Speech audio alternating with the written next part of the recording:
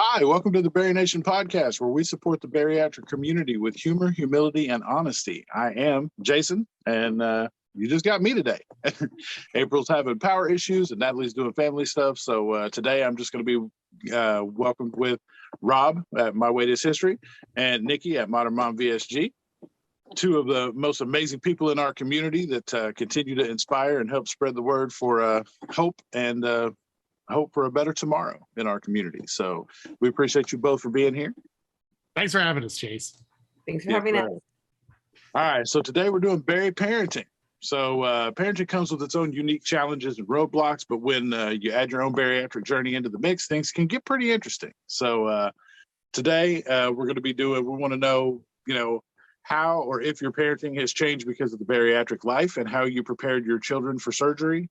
We also want to know, how did you talk with your children about obesity and bariatric surgery and your body just as a whole? So, Nikki, if you want to talk, just introduce yourself and tell people a little bit more about yourself. Sure. My name's Nikki. I'm Modern Mom VSG. I am 41 years old. I live near Seattle, and I've got two kids that are 9, going on 10. Actually going on 17, let's be straight. And 8 years old, 2 little girls. And I struggled with weight my entire life. I got meningitis when I was almost 3 years old. And the medication to save my life just damaged a bunch of things in my body. I'm half deaf, and my thyroid was out of whack.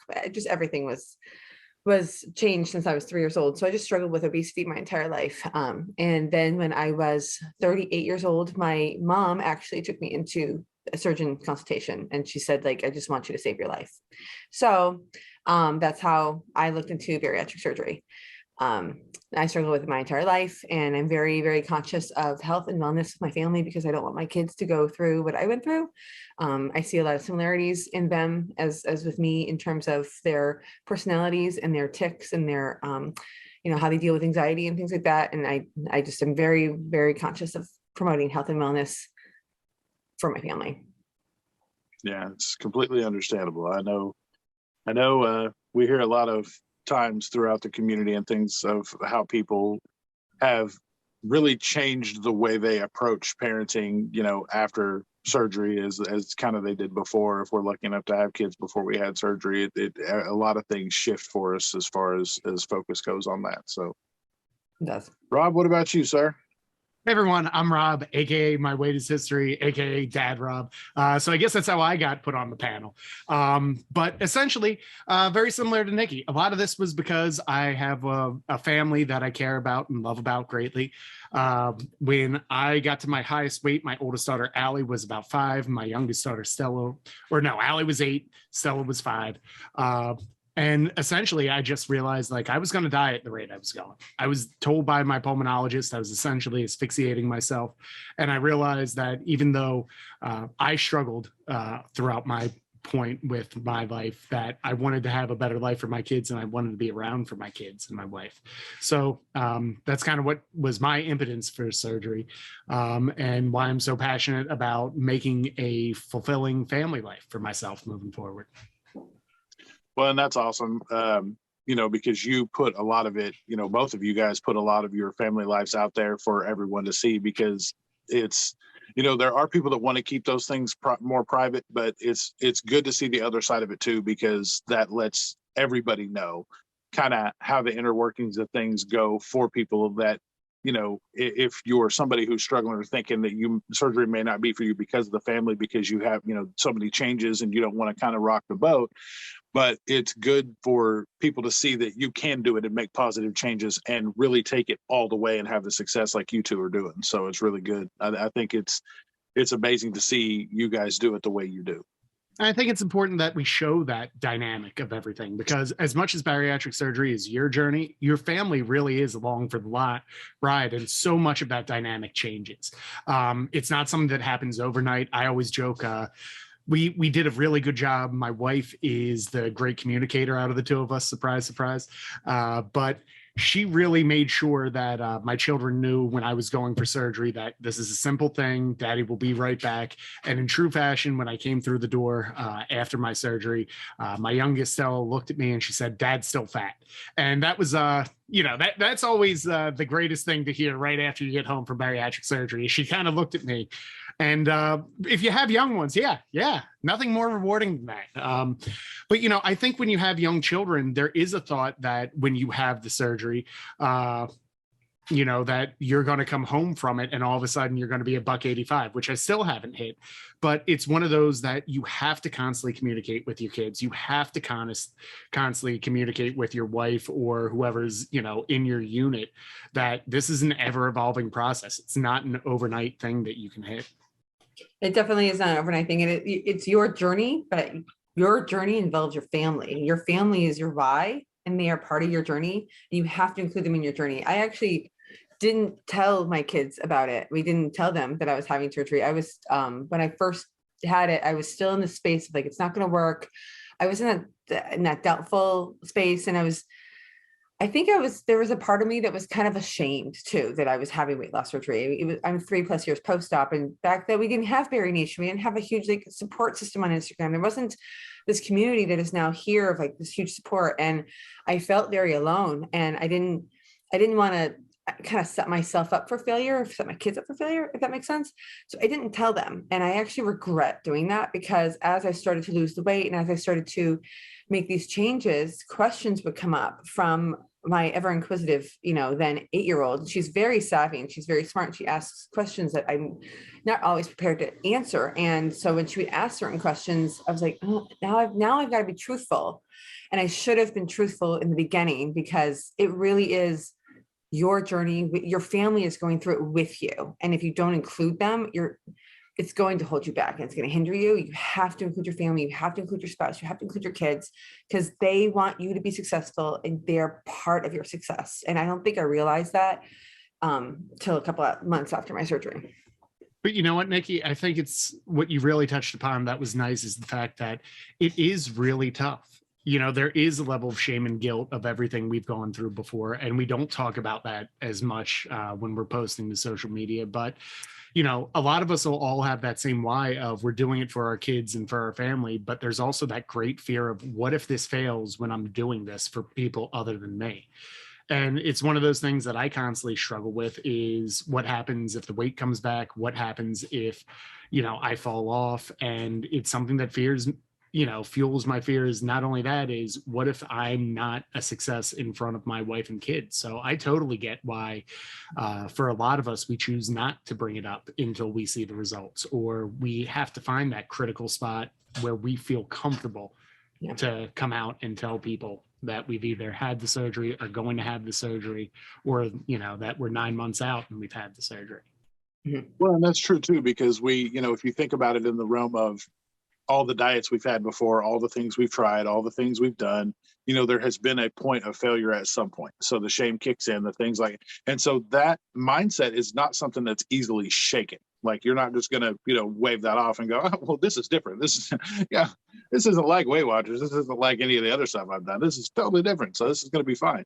Those things still are so prevalent in our minds as we move forward through the journey. It's always that way, because you hear of regain, you hear of people gaining all their weight plus some back. I mean, there are the people that that have left the bariatric compliance area and it has gone badly for, and you don't want to, nobody wants to be that person. And especially when you've gone out and told everybody what's going on, because for a lot of people, this seems to be the last stop. Like, this is it. Like, you get this one shot, this last shot, you got to hit it out of the park, or otherwise, it's all a shambles.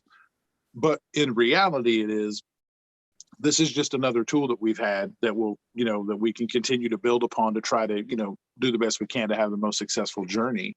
And I think talking to the people around you that including your why in your entire journey is just helping you to do that, because they're going to be your cheering section. They're going to, when you look around and you're, like you, Niki, you're 3 years out, when you get to that point and a lot of the NSVs have stopped, a lot of the, the big milestones are gone. Like, you've already passed all those things, and you kind of look around like, well, what's keeping me going? And it's that cheering section. It's your why that that sticks in your head.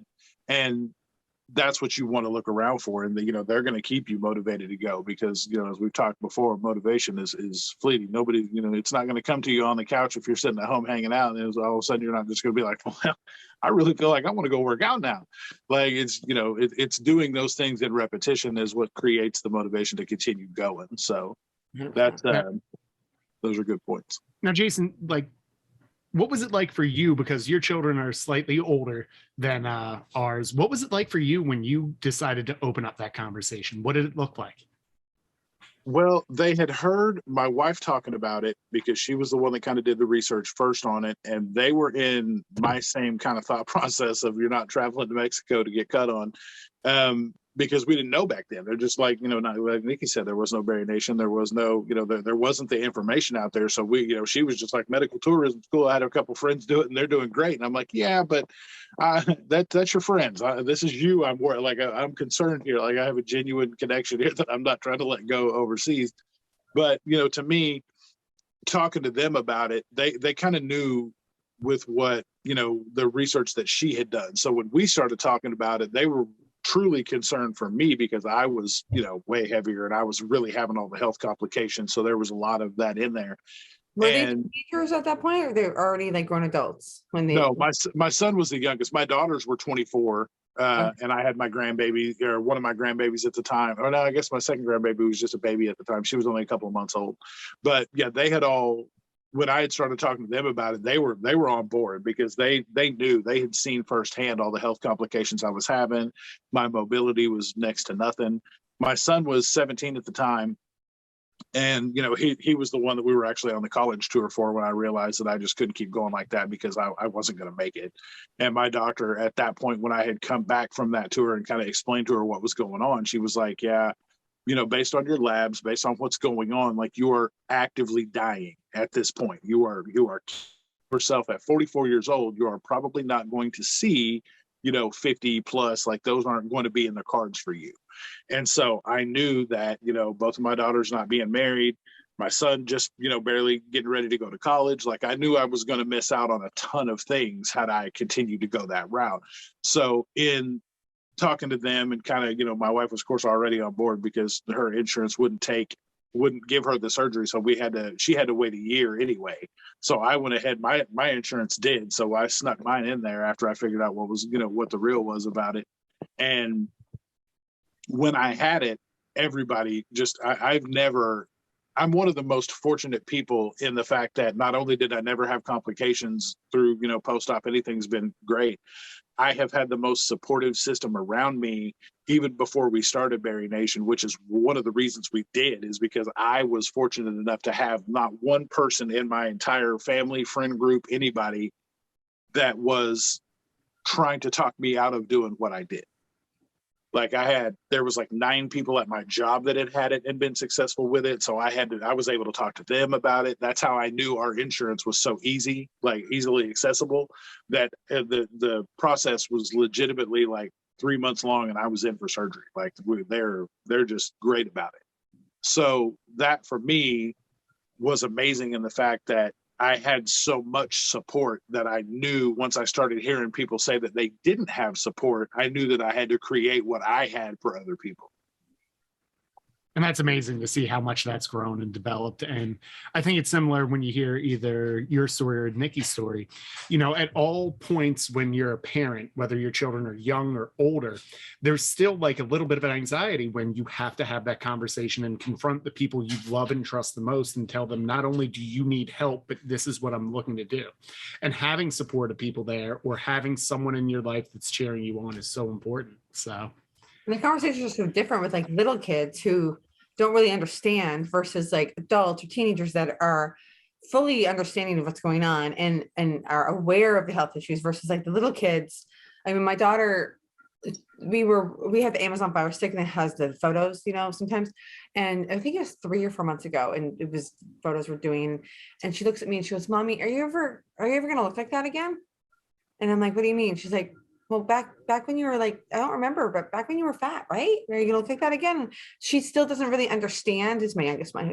She doesn't really understand like kind of what happened there, they don't really process it the way that older children might, right? And so the conversations are just so different, I think, with each age kid. And I think it's really important to just have that honest conversations, and so that you can have that support system or build your support system and let them be supportive of you as well. But I think it's really cool that like your kids were super on board, because there's so many people out there that whose families are like, are you sure you want to do this? Like, why would you, like, and they don't have that support, and their families almost like try to talk them out of it, which I think is, kind of cruel in a way, because they're just trying to do something for you and save your life in a way, right? And so I think it's really cool that your kids were like, yeah, Dad, I want you to live. Like, that's awesome.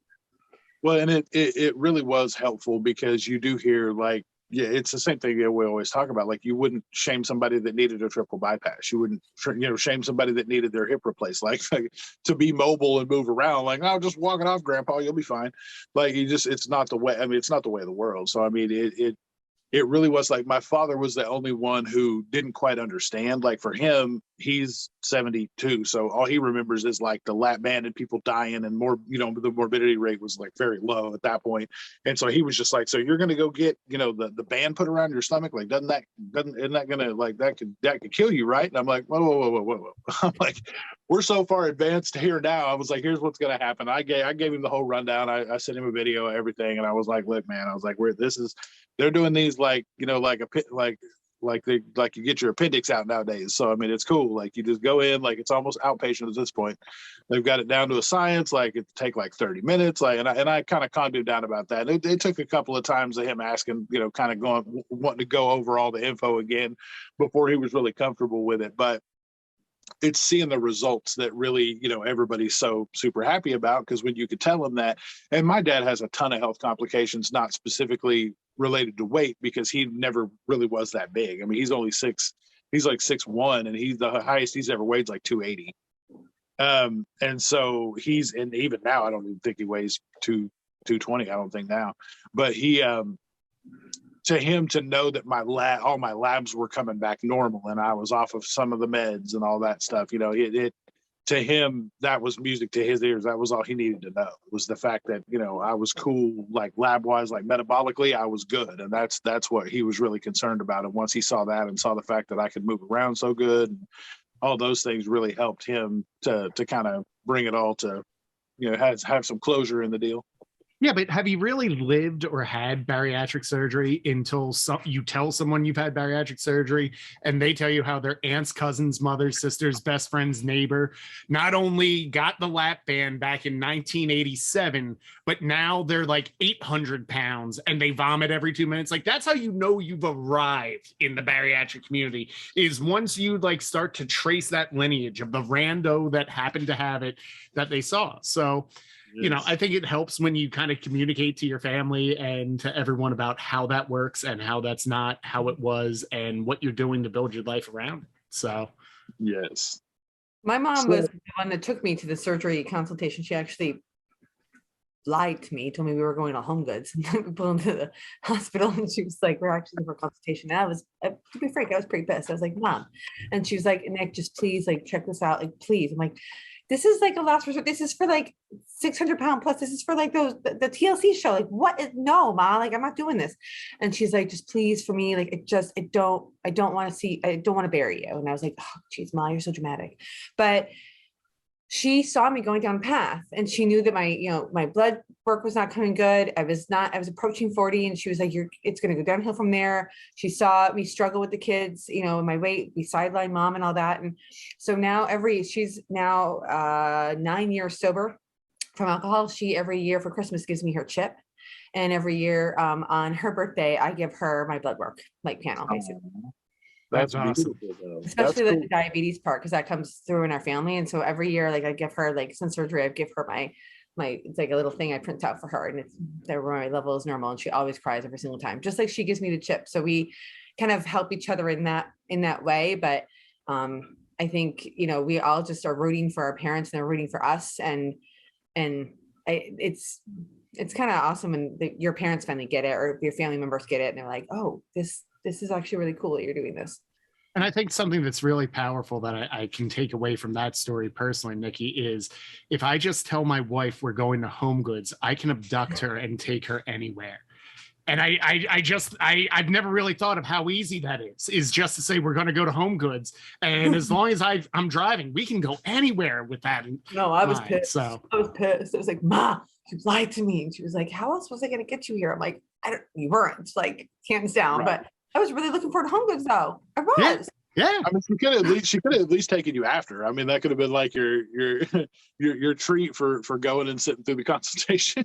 But that really is that is beautiful though, that you guys connected in that way, because you're both sober basically at this point. You're both going through the same transition of sobriety from, your weight, her sobriety as a whole. And you guys are able to follow each other's journey in that way and have that connection is really beautiful. That's kind of like an offshoot of your why that you can really hold on to and connect with in a real time situation. The kids in there, you'll always look at them and know that was your concrete why, but having that connection with your mom too, that's really amazing. I think it's great. You look at it that, as parents ourselves, we also have the relationship from our own parents that we develop and work. And it's making sure that you keep those strong, connections through everything. So that's awesome, Nikki. Yeah. So with you guys, what would you say, Rob, what was your parenting style before you had your surgery? Oh, I was absolutely negligent. I was one of those people who I was probably the biggest kid in the household. Prior to surgery, I made a lot of behaviors where I would justify whatever and almost pout and fight worse than my own kids. It was one of those of, I work X amount of weeks, I deserve to have the extra large pizza by myself. It's, I work 80 hours or I'm balancing all this, I deserve to spend X amount of money. And when looking at it as prior to bariatric surgery, my kind of approach to both finances and parenting was kind of like, let it happen, see what happens. But like, I just really want to keep hitting the dopamine dump of that instant gratification for me. So yeah, it was one of those things that like, I kid a lot. I was very blessed that between the pandemic and surgery, it really did lock me in with my kids. And it really did give me a chance to reset so much of my behavior and everything else about how I'm going to show up for my wife and kids during that point. You're coming up on 2 years, right, Rob? Yeah. 2 years and like 2 weeks. So surgiversary coming up. Yeah. That's awesome. Niki, what about you? My parenting style before surgery, I was always very focused on health and wellness, always, but in more of a frustrated way because nothing worked. So then I would fall off wagons in a deep, big way. And I would just do the justification, just like Rob said, like justify things like, well, I tried this and didn't work, so I'm going to do this. Or I've had a bad day, there was a blowout, or there was a, temper tantrum, or there was whatever, right? And so I would justify habits based on those. But I was always very active with the kids. I always kept them very active. And we always had like kind of healthy foods all the way around. But I don't think that I really honed in on how to make it work because I was doing the justification all the time. And I was more lax, I think, on food than I am now. And not that I'm strict on food, but we have more parameters because my kids are very athletic, especially my oldest. She's extremely athletic. And we really focus on what's going to make you feel good. And I don't think I focused a lot on that prior to. It was kind of like, yeah, sure, whatever. Like, as long as you eat something healthy, then go have whatever you want, because I was doing that. So then why shouldn't they? Whereas now the conversations are bigger about like what fuels your body. Like, you have basketball in an hour, like what's going to make you feel good for that game versus like what's not. And so I think that my parents' style before surgery was just, I don't know, just more relaxed around food and stuff like that. But it was not relaxed because I was easygoing. It was relaxed because I was making bad choices. I think one of the other things that I really struggled with is I grew up where food played such a role in a household. in case anyone hasn't figured out, I'm Italian. So we literally use food for everything. Food is comfort, food is joy, food is for everything. So celebrations were something that was always surrounded around food. Someone dies, you bring food over. It was always that food level. So one of the things that was really revelatory to me is when I had to completely rehaul my relationship with food, I did not realize how much as a parent I would justify if my kids had a bad day, like, yeah, we're going to have, extra cheesy mac and cheese. Or if they had a really good day or full report cards, we're going out to eat and we can get like 2 appetizers or something else. And it's alarming when you realize that you're doing that and you're kind of mimicking or showing your children these patterns or behaviors. And it's been something that I still struggle with. Even to this day, I'll catch myself a lot of the times of justifying a good or bad day for my kids with, okay, well, we're going to use food as our soothing mechanism, and realizing that I have to change that behavior still, even 2 years out. Yeah. And food was a very big part of my growing up as well. I'm half Italian. My dad was Italian. My maiden name is Falcone. So we were very Sunday dinners and lasagna. I have a rule. If you want my lasagna, you have to get cut some way, whether you cut somebody or you had surgery. That's not my business, but if you got cut in some way.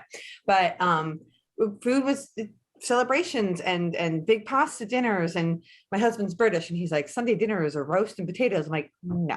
That's Tuesday. Sunday is lasagna, cacciatore, piccata. Come on, that's Sunday dinner. We always loved a lot of that food, and we don't do that anymore. We don't do big Sunday dinners. We just have pasta night because it's pasta night, not because it's a celebration or it's a reward or whatever. It just is. And I think that changing that mindset, coming from a culture that is very food focused, food is love, to many cultures, and you could still show love through food, but how do you change showing that love and why? Yeah, it's one of those fun things. We're gonna go down the Italian road for a second, Jay. So you gotta hold on one. But I have a 92-year-old Italian grandmother, and I always talk about how she's one of the best trolls that are around. She doesn't have the internet, but she knows exactly how to push buttons. So growing up, it would be one of those things where she'd be like, Robert, you're too big. She would put out a metal folding chair because she wouldn't let me into good furniture at one point because she was worried I would break it. That's a real story. But it would also be the same one where she'd be like, what do you mean you're only having 2 meatballs? Yeah, well, what are you doing here? Yeah, and literally heaping pasta on the plate. And then if I didn't have thirds, she would be like, well, I guess this was the worst meal I ever made. So there's certain things and behaviors that you pick up over the time that you kind of have to change. So it's one of those, we still have our Sunday dinner, and it's one of those that we portion it out and we bring the plates over, and we just don't push. When someone wants seconds, that's fine. But also, we're not pushing on seconds, thirds, or fourths when we go through that. But it's taking the importance of the love around food, but reshaping how does that look to fit a healthier lifestyle. 100%. And saying a lot of the times my kids would be like, I'm full, or do I have to finish? I'm like, no, you do not have to clean your plate. My dad was always like, you need to clean your plate. You do not waste food. And I think that was all of us grew up with that kind of a culture, right? We don't waste food. And my daughters are always like, well, do I have to finish this? Or I don't want to eat all of this. Just listen to your tummy. But if you are still hungry in 20 minutes and you want ice cream, then you should probably finish that first. Then you just are gravitating towards the sugar. We always say, listen to your body. Are you really full, or are you just wanting to get to the next thing? Or do you just not like that? What is it that why are you not eating that? And so on and so forth. And sometimes they finish their plates because they're starving, and sometimes they just take 3 bites and they're like, and we're done. So I think, not pushing the food is huge, because there's so many of us that grew up with, you gotta clean your plate, you gotta eat, and you gotta have the seconds, or else it's an insult, and you gotta also even have the thirds. And just having that conversation of listen to your body, listen to your stomach, listen to your mind, listen to where you are while you're eating, and don't stop watching TV when you eat. My kids are they'll just do this. I'm like, no more TV when you eat. You need to eat and enjoy your food, and then you can go watch TV. Otherwise, it's just mindless. And before you know it, you've eaten 3 bowls of cereal. Did you really need 3 bowls of cereal? Is there any greater joy though than going through the hunger cues of a 7-year-old where it's literally at 4:45, I'm starving, I've never seen a meal before in my life, why do you not feed me? Like just put UNICEF rice in front of me, I need food. And then literally you pack out this whole entire meal that's delicious, nutritious, you do everything, you're like, here, good, eat. And then they put like a hummingbird's beak worth in their mouth, like it's not even an ounce, you couldn't put it on a food scale and make it work. And they're like, I'm so full. So then you're like, okay. So then you pack everything up, and I swear it's like the last Tupperware lid shuts, and I shut the fridge, and all of a sudden it's like, you have no idea how hungry I am. And it's like that roller coaster of just learning to parent of, here's the deal, this is your meal, I don't care when you eat it or how you eat it. It's starting at 5 and it's not ending till 9. And maybe you get dessert, maybe you don't. It doesn't have to be clean plate club, but don't tell me that you're starving and only ice cream will cure you. So yeah, that's we've got the grandbabies now. We went and picked them up last weekend, and we have them until 4th of July weekend, and that's they're 3 and 5. And all they know is snacks. And we went to Costco. We got some snacks. We got the majority of healthy stuff. And now that's all they want. Wake up in the morning, oh God, I need a snack. I'm like, nope, we're having breakfast. Like, what do you mean breakfast? I don't want breakfast. I just want a snack. I was like, no, we're not snacking all day long and never having a meal. We're going to have breakfast. Then later, if you want a snack, we can probably knock out some fruit snacks. Then a little bit later on than that, we're going to have lunch. And then if you want snacks after that, we'll figure it out. But that's legitimately just because they know they're here. That's all they want. They see the boxes and they're just like, oh, I gotta have that snack. I need it. And it's, it's telling a 3 and a 5-year-old, trying to reason with them is, it's ridiculous. But, we're making our way through, because my daughter, it was funny when we picked them up, my daughter's like, I never understood when you used to say, you just want it because it's there, because it's in the house. And she's like, and now I fully understand, because they will do that all day long if you let them. And I'm like, oh yeah, no, we don't play that over here because I didn't play it with you, so I'm not going to play it with them either. But what both of you guys were saying about kind of how the things that you do were kind of patterning onto your kids, I did the same thing with my just gross amount of things that I used to want to try to eat. And it was bad on the level of, just everything for me was just if it was a ridiculous portion of something, I had to try to eat it, even though I know I was eventually going to fail and not do it. But it was just the attempt to me of wanting to try to do that. And my wife says I used to watch food porn, which was competitive eaters and things that would just eat like ridiculous amounts of servings of things to beat these challenges at these restaurants. And I had gotten to a point where I watched that stuff on YouTube a lot, and she would make fun of me for doing it. And she's like, that's disgusting. And I'm like, no, what are you talking about? It's cool. Cause he's like, his whole 72-hour steak, and then he ate the potato and the salad. It was a whole thing. And so it didn't click to me until after I had the surgery. My son, who was 18 at the time, saw some challenge on TikTok, or I don't remember if it was TikTok or Facebook or whatever, but it was like 10 McDonald's cheeseburgers in like a 5-minute span or something. You had to be able to eat all 5, all 10. And he came home with this bag, and I'm like, what are you doing? And he was like, no, I'm going to try this thing. And I'm looking at him like, what the hell? Like, why would you do that? Not thinking that I'm the one that, like, he watched me watch this stuff and try this shit over the years, and it took a minute to connect.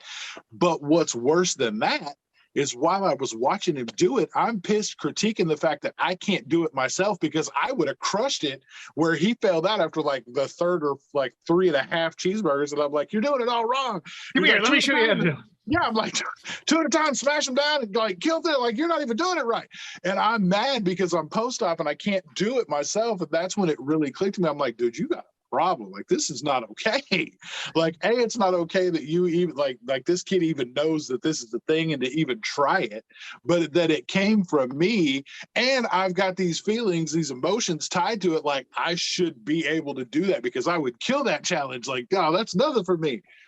And I think one of the biggest signs is when I was really big, my good buddy Tom, we would go and like he would see if I could do like the cheeseburger like 10-pound burger challenge, and like I failed on like 3 or 4 of those like over the course of 3 months, and he was just like, man, you're not even the good type of fat, like you can't even win us a free meal, like I have to watch you fail at this and then we struggle, like you need to get better. And he's my best friend, so it's not even from a bad point, but it's like, could you at least win us a t-shirt once when you try to do one of these? And he's like, this is just sad. Oh my gosh.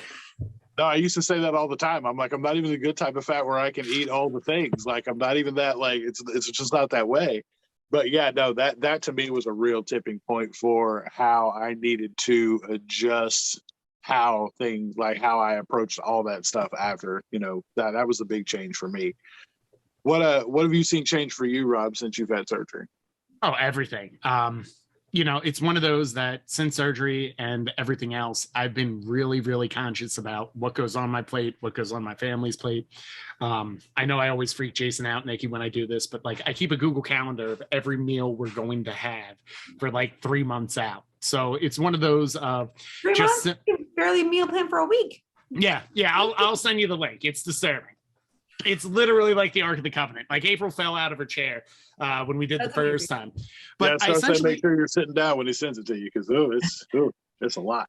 Yeah, but the good thing is, like, I spend the summer like scouring all year for the like eat this, not that food recipes. Where like, here's a healthy way to make chicken piccata, and it's like I'll try it, and it's got to pass a 3-quarter rule in our household. So 3 of the 4 members of our family have to actually enjoy the meal, and then it comes into the rotation. If it's 2, then it usually doesn't make it. But it's small things like that of making nutritious meals that my family likes, so that there isn't this association of, if we're eating healthy, it's boiled chicken and broccoli, and that's acceptable, if that makes sense. So it's simple food switches from that. It's the activity level too of, taking my kids out to the park so much more, running around with them.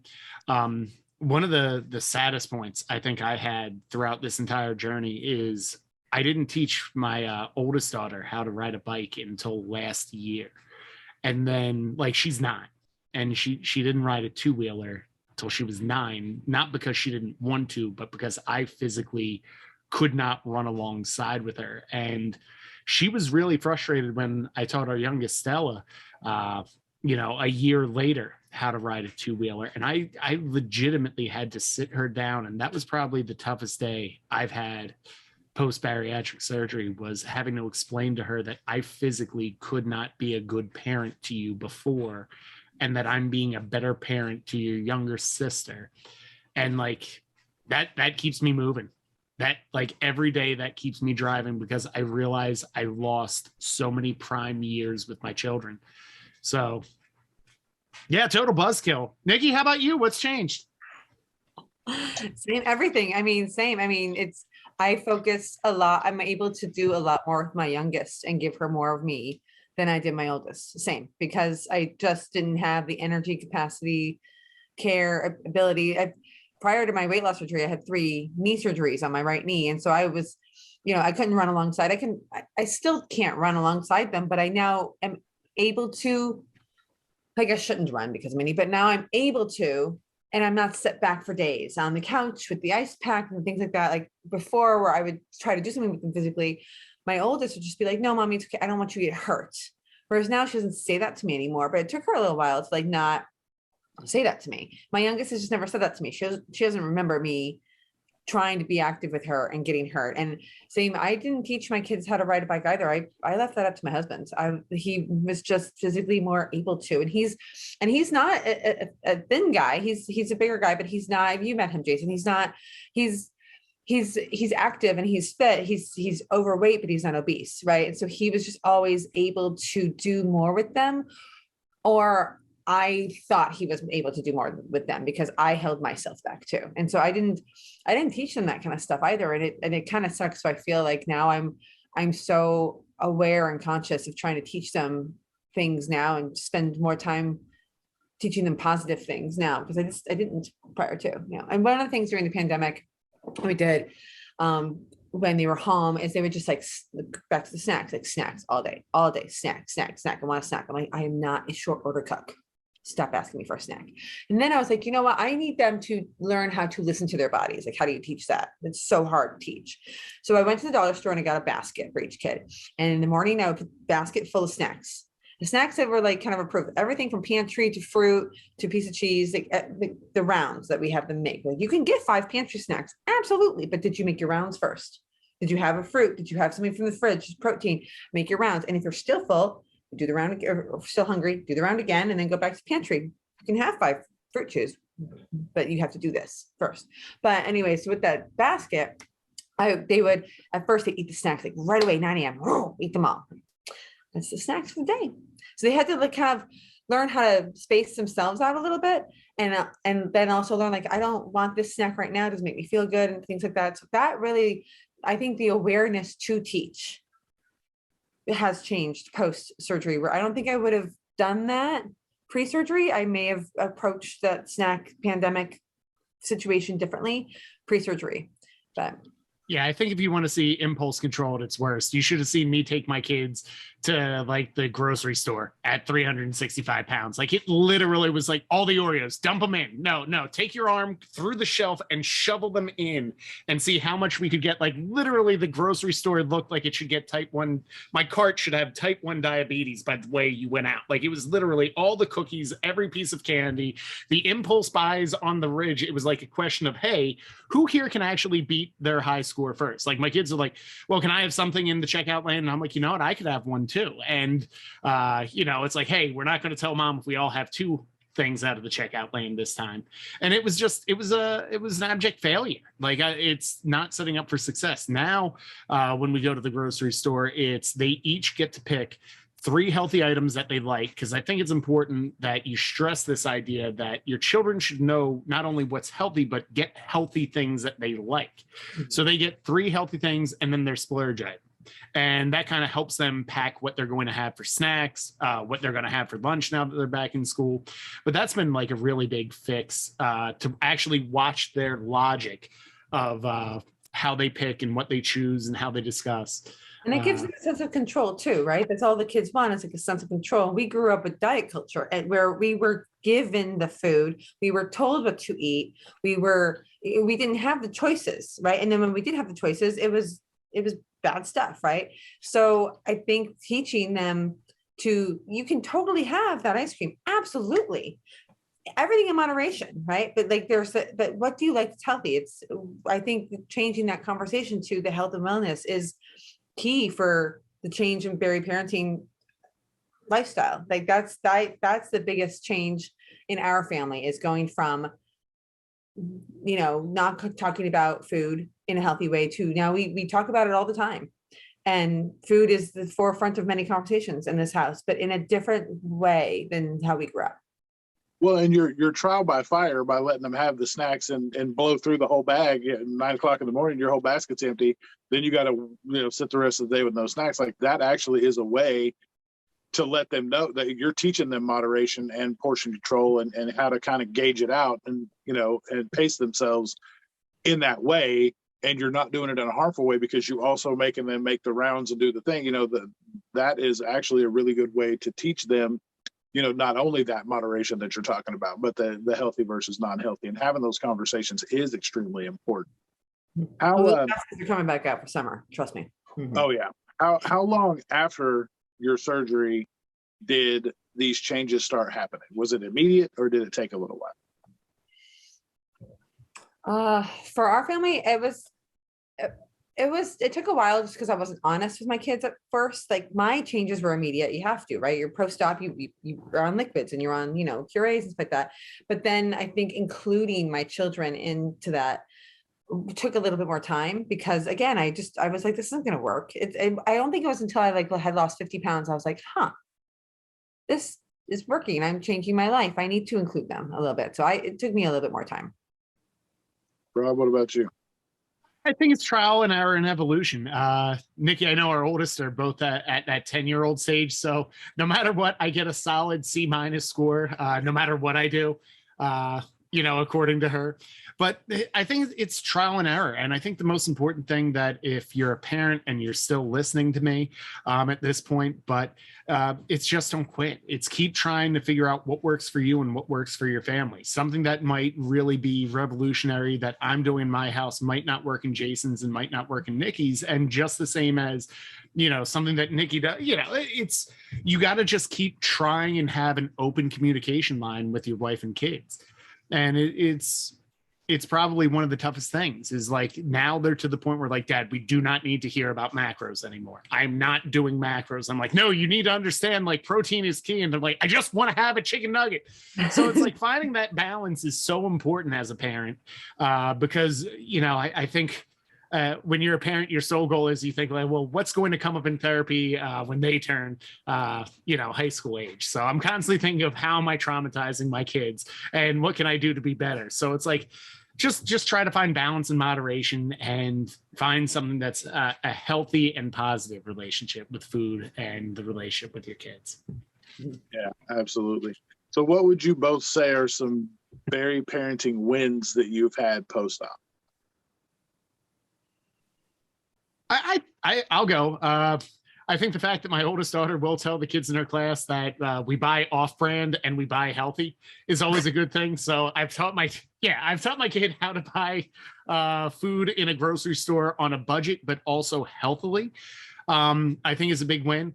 The ultimate goal I think every parent is going to is how to buy the proper amount of produce, which still doesn't work even in the summer months. So it's you either buy too much or too little. But that's ultimately the holy grail that I think we're all going for as parents. That's true. I think a huge like BariParenting win since surgery is I think just the lifestyle change. Like I'm just able to be active with my kids. My kids, the fact that they don't think about me getting hurt when I go to the park with them or like run with them, or we take family walks and they don't have to stop and, Mom, is your knee okay? Like, I think that's a huge one just because we're a very active family. And not being a sideline parent, I think is the hugest win post-surgery because I always hated being on the sidelines. And I love now that I'm more active with them. I mean, I don't play lacrosse with her. I'm not that active, but like just the fact that I'm able to, when we walk to school in the mornings, sometimes when it's not raining here in Seattle, which is never. So when we do walk. The 4 days a year. I mean, it's pouring right now. And it will for a decade. I mean, it has for a decade. So it's just the sun never shows up here. But when it does, and we do walk to school, we were running late one day and Harper looked at me and she's like, Mom, should we run? And Portia goes, yeah, Mom can run now. And so we ran a little bit. And like the fact that she was like, yeah, we can, her first thought wasn't, no, we can't run. We can't let Mommy get hurt. The fact that she was like, yeah, we can jog a little bit. Mom can jog too. I thought that was really cool. She didn't hesitate. So to me, that's a huge win. And I'm not sure they remember much of me prior to, because they were so young and it was 3+ years ago. I don't think they remember a lot. So I think this is just now their new normal. Yeah, no, that's a good way to put it too, because my kids and grandkids are kind of the same way. Because when my grandbabies lived with us, I was still pretty big, and I would work I'm still working from home, so I would work in the living room. When I got done, I would log out, and I would immediately walk right back to the bed, lay down, turn the TV on, and they would come cuddle up with me and just lay there. And they knew that was just the routine to do at 4:00. It was time to get up and go lay down. And anytime they would come in the house, they would immediately come back to the room and go, where's Pop? Because that's where I would be, laying down. And now they don't do that, because like one time they came in and I was up doing something and they didn't see me and they ran back to the room. They're like, oh my God, where's Pop? He's not in his spot. And that really kind of hit me to a point. I'm like, I need to be up, and like, they don't need to see that. That's their only thought of me is like, I'm the lay down guy. I'm the comfy guy that they can come curl up on and go to sleep. And now that they see, like, I'm able to get up and do things, and I'm, pick them up and run with them and play in the backyard and do all the things like that. To me, letting them see that side of things is better than the alternative, and just knowing me as the comfy lay down guy. So that's been amazing for me. And of course, my kids, get to go do things with them, and them knowing that I can move around a lot better now. And like, I helped my daughter move into an apartment, and did basically almost all the whole thing by myself and was able to do that. I almost loaded the whole truck by myself, and she just was, in awe because I hadn't been able to barely move around hardly the last time she had seen me. So it was good for them to see me in both lights. So that's kind of been the win for me. I remember we got our trampoline like 6 years ago, and it's from Walmart. It's not one of those spring free runs. It's like ones we grew up in the 80s, but it's still got the ring around it, the safety protection, whatever thing. We've come a long way, right? Here's a small screen that somehow lets a mosquito through, but nothing else. But this will totally keep you safe from a piece of rubber that you're just going to bounce up and down on 8 feet off the ground. We got that 6 years ago, and there's a weight limit on it. And prior to surgery, I was not able to go jump on there, because if I went on there and then had one of my kids on there, we were over the weight limit and I was afraid of breaking it. So about a year post-op, it was summertime and the girls were jumping, and I ran in there and jumped with them. And I didn't even give it a second thought. I didn't even think about, is there a weight limit that we're reaching? Because I just didn't think about it. I just ran in there and jumped. And I remember thinking to myself, like, that's just so cool. Like, I haven't jumped on the trampoline since I was a kid, and now I can jump with my kids. I didn't even think about like checking the weight limit, because I wasn't going to get close to it at that point. So I just thought that was a huge win too, just being able to do the things you wouldn't do before.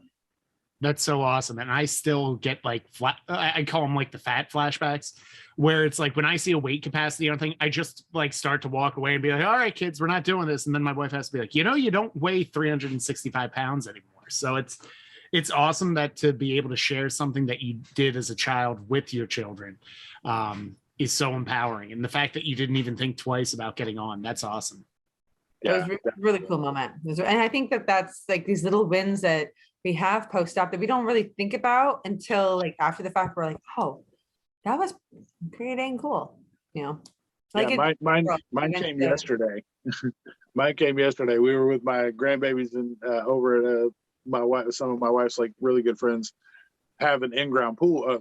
It's basically an above ground that they buried about halfway down. But the ladder for that, I was always like, nah. They were like, aren't you? And thank you for another episode of Welcome to Florida with Jason. Here's an above ground pool that we buried halfway underground. So I'm laughing because I'm like, they've had it for years, and they've always been, oh, aren't you going to swim? And I'm like, nope. I sit at the table and watch, because there's no way I'm getting on that rickety ass ladder. I'm like, I'm absolutely not. Like, that is not for me. Like, I will destroy your ladder. I'm not going to be able to buy you a new one. Like, no, I'm not doing that. And so yesterday we took the babies, and they were just like, are you going to swim too? And I was like, and then I'm like, you know what? Yes, I am. So I actually got to get in there for the first time in year, since they've had that, and actually got to enjoy it and spent pretty much the whole time, which is why I look like a tomato now, because I was in there for most of the day. So, but yeah, it just was, it was really cool to be able to, like you guys said, not worry about the weight limit for once on something, and be able to actually do it. I remember when we were all at the retreat, Jason, at Disney World, we were all really enamored with the fact that like we can all fit in these rides together, and we didn't have to do like Peter Pan, for example. That would have been a single rider for us, and now we can fit 2, maybe even 3 people in that thing. And to experience that without the kids was really cool, because then I'm looking forward to going back with them and doing that with them. Right, and having that win for me as a person, and then now sharing it with them in the future. But it's like those little things where you're like, oh my gosh, like we couldn't fit in this seat before. Like I remember one gal was like, I've never ridden this ride because I couldn't fit on it. And I don't think a lot of people think of that. And that's not like a normal conversation that people have. And I think it should be a conversation that people have, because there's so many people that struggle with these daily things that we do that to many people are just normal things, but we were held back, and now we're not. And to recognize that those are actually wins, I think is important, because they are wins, as silly as they may seem to other people in our community. They're so important to us. Yeah, we fit 3 wide on It's a Small World, and everybody was just like dumbfounded that we all could slide in the cart, and we're just cool. Like it was really awesome. I'm going to provide the counterpoint. The only reason I'd ever want to gain the weight back is to never go on It's a Small World. Like, I pray that the only regain that comes into my life is I hit just over whatever the weight capacity is on that ride. I got to tell you, I've been kicked off rides for my children, and that was a pretty depressing point, but I pray that I get kicked off It's a Small World. So I sent you the audio of the song. I'm good. I'm super good. It's already crawling into the back of my head, and already I know this is going to be the worst Sunday I've had. So thank you, both of you. This has been great. I mean, it's the least we could do for you, Rob, on a Sunday. It's the gift that keeps on giving, and we just wanted to be the ones to give it to you. It's a world of love and a world of cheer. Stop it! Right. So 3 weeks left of school. This is why I need my summer vacation, where then I'm trapped with my own kids as opposed to the taxpayers. Yes. All right. So to wrap this up, what are some of the recommendations for our listeners and watchers who are pre or post-op parents? Communicate early, often, and consistently. And just know, just like everything else in parenting, at least for me, you're going to mess up. That doesn't mean to stop. It just means you got to keep learning and moving and adjusting. So that's my big takeaway. And don't go on It's a Small World after all. I'm going to just basically mimic what Rob said. I regret not telling my kids before surgery. So I think honesty and communication, including your family in your journey. And if you have members of your family that are not supportive, still have those conversations. It's just really important to have your family included in your journey, and the honesty around your surgery, I think, is key to your success.